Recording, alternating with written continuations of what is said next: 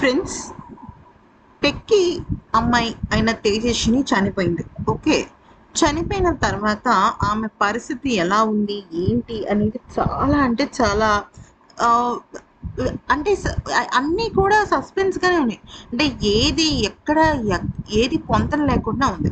అయితే పోలీసులు ఆ రోజు జరిగిన ఇన్సిడెంట్ గురించి కాకుండా అసలు ఈ అమ్మాయి ఎవరితో ఉంటుంది, అంతకు మునుపు బెంగళూరులో నిజంగానే పనిచేసేదా, బెంగళూరు నుంచి హైదరాబాద్కి రావడానికి కారణం ఏంటి, హైదరాబాద్కి వచ్చిన తర్వాత కూడా ఈ అమ్మాయి ఫస్ట్ మియాపూర్లో ఉండి ఆ తర్వాత ఈ అమ్మాయి ఇక్కడ పీర్జతి కూడాకి అంటే ఉప్పల్ దగ్గరికి షిఫ్ట్ అయింది.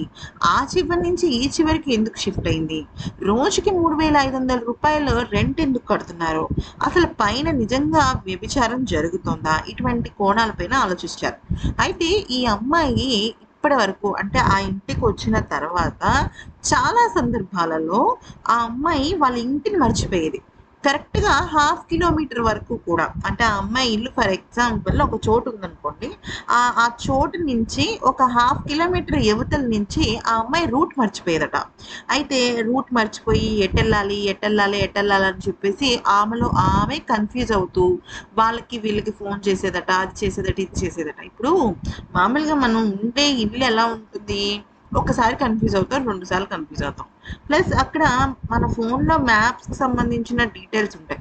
కానీ ఆ అమ్మాయి అవన్నీ చూడకుండా చాలా సందర్భాల్లో, అంతెందుకు ఈ అమ్మాయి చనిపోయే ఒక రోజు ముందు కూడా ఆటో డ్రైవర్ని ఇబ్బంది పెడుతూ అక్కడికి వెళ్ళాలి ఇక్కడికి వెళ్ళాలి అని చెప్పేసి తను ఎక్కువగా ఈ రకంగా చేసిందంట. అంటే ఆ అమ్మాయి తన ఇంటిని మర్చిపోయేది. ఆ అమ్మాయి ఇంటిని మర్చిపోయి నేను ఇప్పుడు ఎక్కడికి వెళ్ళాలి, ఏ రూట్ వెళ్ళాలి నాకు తెలియటం లేదు అని చెప్పేసి ఆ అమ్మాయి రకరకాలుగా ఫోన్ చేసేదట. వాళ్ళ అమ్మగారికి ఫోన్ చేసి వాళ్ళ అమ్మగారి ఫోన్ ఎత్తకపోవటం, ఇట్లా చాలా ఉండేది. అంటే ఇప్పుడు జనరల్గా మనం గనక ఏదో కొత్త ప్లేస్కి వెళ్ళాము లేదా కొత్త ఇంటికే షిఫ్ట్ అయ్యాము అనుకోండి, మనం అంతకు మునుపు ఒక 2 సార్లు దాని మీద గుర్తుంటుంది. కానీ ఈ అమ్మాయి ఎప్పుడు వాళ్ళ ఇంటిని గుర్తుపెట్టుకునేది కాదనమాట. ముఖ్యంగా ఆ అమ్మాయి ఈ రకంగా ప్రవర్తించడం పట్ల చాలామంది అనుమానాన్ని వ్యక్తం చేస్తున్నారు. పైగా ఈ రోజుల్లో గూగుల్ మ్యాప్స్, అలాగే లైవ్ లొకేషన్ ఇట్లాంటివన్నీ వచ్చిన తర్వాత రూట్ మర్చిపోయి కన్ఫ్యూజ్ అవ్వటం అంటే ఓకే. ఏదైనా కొత్త రూట్‌కి వెళ్ళాము, తెలియని ప్లేస్‌కి వెళ్ళామంటే ఓకే. ఆమె రోజు ఉంటున్న ఇంట్లో కూడా ఆ అమ్మాయి ఇన్ని సార్లు కన్‌ఫ్యూజ్ అయ్యి, చనిపోయే ఒకరోజు ముందు కూడా అలాగా తను ఫీల్ అవ్వటం అందరిని ఆశ్చర్యపరిచింది.